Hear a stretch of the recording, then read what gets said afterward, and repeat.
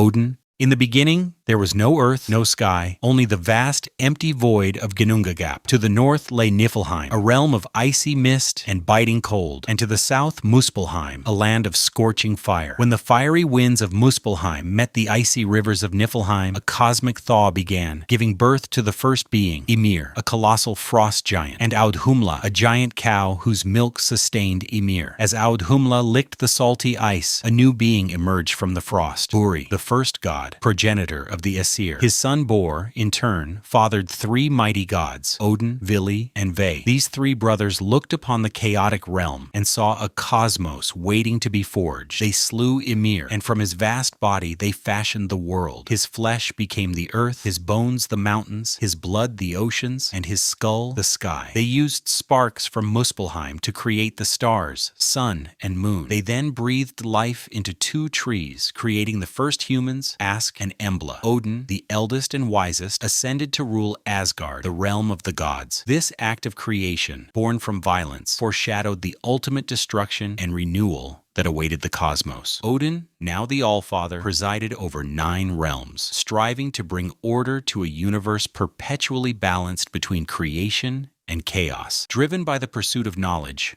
Odin famously sacrificed one of his eyes at the well of Mimir, a source of all wisdom, forever marking him as the one-eyed god. He also hung himself on the world tree Yggdrasil for 9 days and nights, pierced by his own spear, to learn the secret of the runes and master potent magic. He wielded the spear Gungnir, which never missed its target, and rode the 8-legged steed Sleipnir. His 2 ravens, Hugin, Thought, and Munin, Memory, flew across the 9 realms daily, bringing him news. 2 wolves, Geri and Freki, accompanied him. Odin gathered fallen warriors, the Einherjar, in Valhalla, training them for the great final battle. His relentless quest for wisdom and his collection of warriors were all preparations for a destiny he knew could not be entirely escaped. Ragnarok, the twilight of the gods. Frigg, queen of the Aesir, was Odin's beloved wife and the goddess of marriage, motherhood, and domestic arts. She presided over Fensalir, her marsh hall. Frigg possessed the unique ability of foresight, knowing the destiny of all beings, yet she famously remained silent about what she knew, never revealing the future to anyone. Her profound love for her son,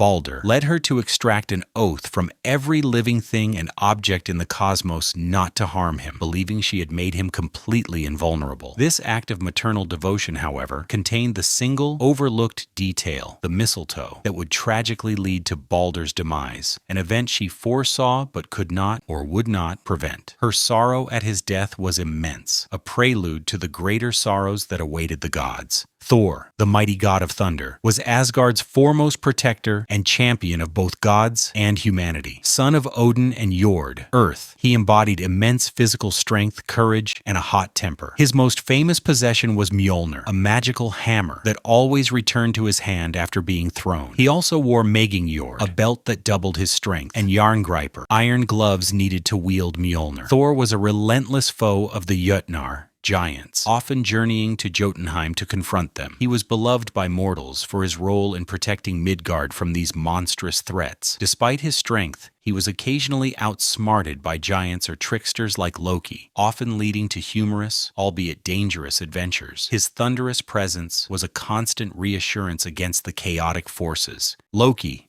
the cunning trickster god, defied easy categorization. Though counted among the Aesir and blood brother to Odin, he was actually a Jotun by birth. A master shapeshifter and manipulator, Loki possessed keen intelligence and a silver tongue, often using deceit and mischief to create chaos, though sometimes his schemes inadvertently aided the gods. Loki's unpredictable nature led to both great perils and occasional salvation for Asgard. He was responsible for many of the gods' treasures, including Mjolnir, though he initially caused its creation through a prank. However, his darker side led to betrayal and tragedy. He fathered monstrous children, the wolf Fenrir, the serpent Jörmungandr, the Midgard serpent, and Hel, ruler of the underworld realm of Helheim. Loki's ultimate act of malice, the death of Baldr, sealed his fate and set in motion the irreversible chain of events leading to Ragnarok, where he would emerge as a leader of the forces against the gods. Freya, a Vanir goddess, was the most prominent goddess associated with love, beauty, fertility, and wealth. Uniquely, she was also a powerful deity of war and death, choosing half of the warriors who fell in battle to reside in her hall, Folkvangr, while Odin claimed the other half for Valhalla. She traveled in a chariot pulled by 2 large cats and possessed a magnificent cloak of falcon feathers, allowing her to shapeshift into a bird. Freya wept tears of gold, symbolizing her precious nature. Her twin brother was Freyr, a god of prosperity. She was constantly sought after by the Njörðr, who desired her beauty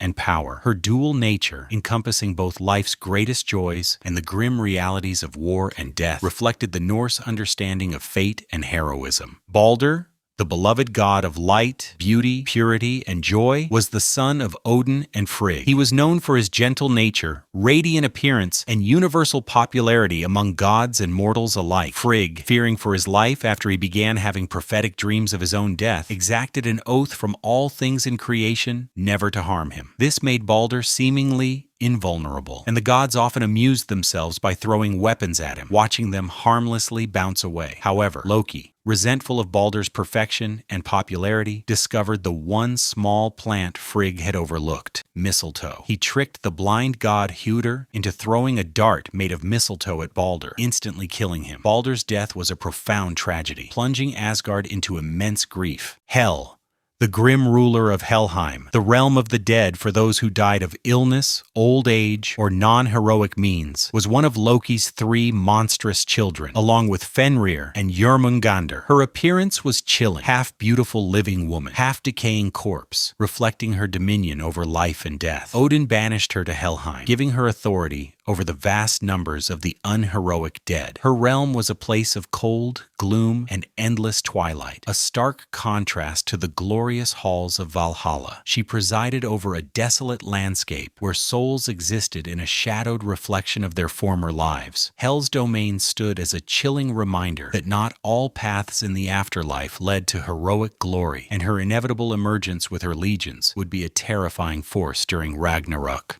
Heimdall, the watchful guardian of Asgard, and the Rainbow Bridge Bifrost possessed extraordinarily keen senses. He could hear grass grow and see for hundreds of miles, even in the darkest night. He required less sleep than a bird and was always alert, his post at the entrance to Asgard crucial for the safety of the gods. He carried the resonating horn, Gjallarhorn, which he would sound to signal the beginning of Ragnarok, alerting all 9 realms to the final conflict. Heimdall was also credited with creating the social classes among humanity. He was said to have 9 mothers, all giantesses. His unwavering vigilance and unique abilities made him the first and last line of defense for Asgard, a sentinel who knew the future but could only warn of its coming. Tyr, an ancient and venerable god of law, justice, and honorable warfare, was known for his immense courage and his unwavering adherence to oaths. His most famous act of self-sacrifice came when the gods realized the monstrous wolf Fenrir, one of Loki's dreaded children, was growing too powerful and dangerous. They tried to bind Fenrir with various chains, but he broke them all. Finally, the dwarves forged Gleipnir, a magical, unbreakable ribbon. Fenrir, suspicious, agreed to be bound only if one of the gods placed a hand in his mouth as a pledge. Only Tyr was brave enough to step forward. As Fenrir struggled against Gleipnir and realized he was trapped, he bit off Tyr's hand. Thus, Tyr became the one-handed god.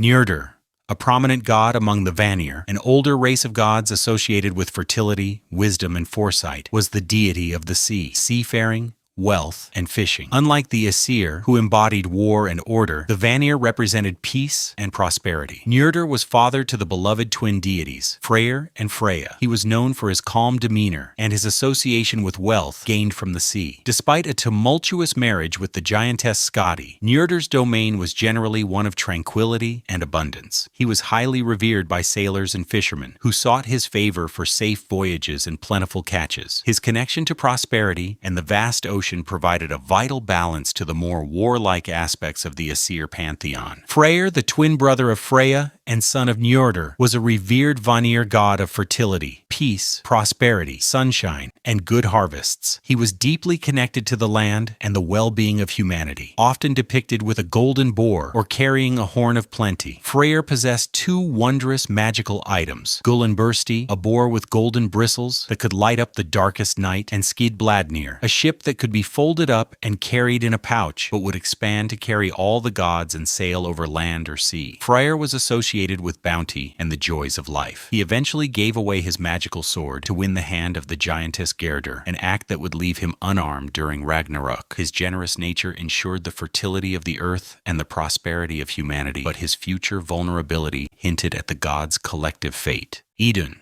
goddess of youth and spring, was the cherished keeper of the golden apples. These magical apples were the source of the gods' perpetual youth and vitality. Without them, the Aesir would age and wither like mortals. Idun was married to Bragi, the god of poetry. Her abduction by the giant Thiazi, with Loki's unwitting help, caused the gods to rapidly age and weaken, highlighting her crucial role in their existence. Odin and the other gods desperately worked to retrieve her and her apples, as their very immortality depended on her. Idun's presence was a constant reminder of the fragile balance between youth and decay, a precious ward against the inevitable decline of time. Bragi was the esteemed god of poetry, eloquence, and music, known as the chief skald of Valhalla. He was the son of Odin and husband to Idun, keeper of the golden apples. Bragi was often depicted with a long beard, symbolizing wisdom and experience, and a harp, representing his musical talents. He was responsible for welcoming fallen warriors into Valhalla with verses and ensuring that the art of poetry flourished among gods and mortals. New skalds often offered their first verses to Bragi to gain his blessing. His presence ensured that the glorious deeds of gods and heroes would be immortalized in verse, carrying their legends through time until the very end of days. Sif was a goddess associated with fertility, the harvest, and family. She was the wife of Thor and known for her famously long golden hair, which was said to resemble fields of ripe grain. Her golden hair was once a source of mischief, as Loki mischievously cut it off as a prank. In response to Thor's rage, Loki was forced to acquire a new head of hair for Sif from the dwarves, leading to the creation of other treasures for the gods, including Thor's hammer Mjolnir. Sif's golden locks symbolized the prosperity of the land, and her story, though often overshadowed by Thor's exploits, underscored Loki's role in inadvertently bringing about some of the gods' greatest possessions. Ullr was a skilled and ancient god associated with archery, hunting, skiing, and shields. He was the son of Sif and the stepson of Thor. Ullr was renowned as an exceptional bowman and a swift skier, often depicted on skis or snowshoes with his bow. His shield was not just for defense, it could also serve as a boat, allowing him to glide over water. He was often invoked for success in hunting and duels, and oaths were sometimes sworn by his ring. While his mythology is less expansive than some other deities, his mastery of specific skills made him a respected figure, particularly in winter activities and wilderness pursuits. Ullr represented the quiet mastery of skill and survival in the harsh, untamed landscapes of the Norse world. Cronus. The dawn of time saw Gaia, Mother Earth, and Uranus, Father Sky, birth the 12 Titans, the first generation of gods.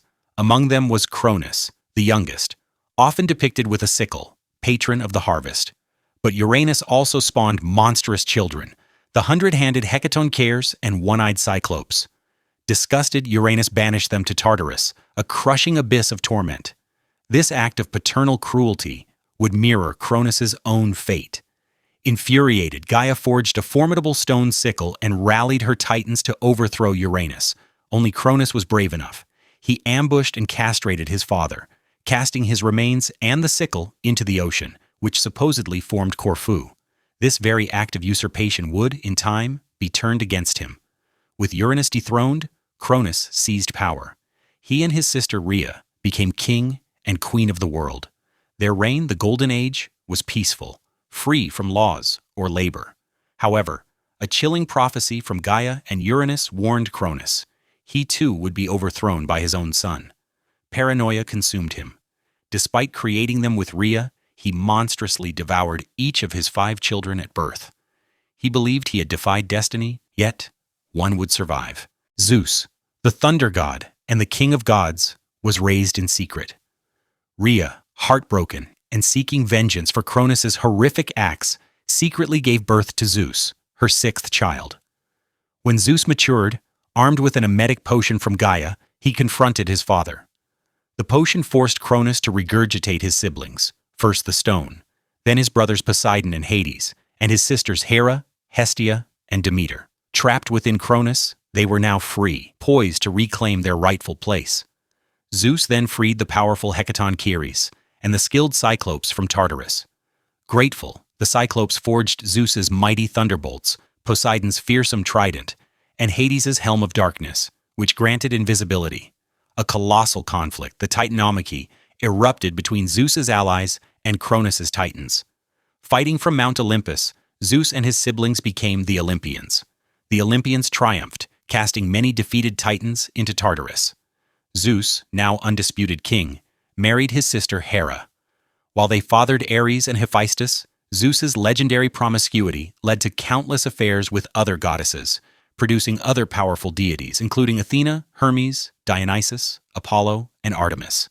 Hera, goddess of marriage, women, and family, reigned as queen of the gods, wife and sister to Zeus. She was famously jealous and vengeful, relentlessly punishing Zeus's lovers and their children. Her fury, as many would discover, knew no limits when provoked. When Leto, pregnant with Apollo and Artemis by Zeus, sought to give birth, Hera furiously tried to prevent it. But Poseidon, brother to both Hera and Zeus, took pity. He guided Leto to the floating island of Delos, where she finally delivered. Hera's wrath also turned toward Hercules, another of Zeus's illegitimate sons. As an infant, she sent venomous serpents to kill him, but he famously crushed them. Later, she drove him to madness, causing him to tragically kill his own wife and children, an horrific event that set him upon his legendary 12 labors. Even a hero's might couldn't escape her divine vengeance. Poseidon, formidable god of the sea, commanded storms, earthquakes, and horses. He was a terrifying and avenging deity, revered even where he wasn't the primary patron. When Minos, Zeus's son, sought Poseidon's aid to claim the Cretan throne, Poseidon offered a magnificent white bull for sacrifice. Minos was declared king, but he betrayed Poseidon by sacrificing an ordinary bull instead. Such disrespect, as many learned, rarely went unpunished by the Olympians. Enraged, Poseidon enacted a cruel revenge. He made Minos' wife fall hopelessly in love with the bull. Their unnatural union produced the horrifying Minotaur, a half-bull, half-human creature that devoured human flesh. Athena, brilliant goddess of wisdom, warfare, and handicraft, sprang fully formed from Zeus's forehead. Ironically, Zeus's wife Hera, angered by his solo birth, later conceived and bore Hephaestus entirely by herself. Athena competed with Poseidon for Athens' patronage. Each offered a gift, judged by King Cecrops. Poseidon struck the ground, creating a saltwater spring for trade. Athena offered the first domesticated olive tree, providing wood, oil, and food. Athena won, becoming Athens' patron. Furious, Poseidon sent his son, Halorotheus, to chop down the sacred olive tree. But he missed, and the blade fell upon himself, killing him instantly. Athena also transformed Medusa into a hideous monster with serpent hair, whose gaze turned mortals to stone. Hephaestus, the skilled god of artisans, blacksmiths, fire, sculpture, and volcanoes, endured a harsh beginning. His mother, Hera, cast him off Mount Olympus due to his lameness, sending him crashing into the ocean far below. Despite this, he became the master craftsman of the gods, forging all divine weapons and crafting legendary armaments for heroes like Achilles and Hercules. Hephaestus also famously created Pandora and her infamous box, which, once opened, unleashed curses upon humankind. He was one of the few Olympians who returned from exile. He sought clever revenge on Hera. He crafted a magical golden throne that trapped her. The other gods pleaded for her release, but Hephaestus refused, declaring, "I have no mother." He demanded marriage to Aphrodite in exchange for Hera's freedom. His mother, desperate, conceded. Thus, Hephaestus, the scorned and discarded son, secured his place and a unique form of triumph.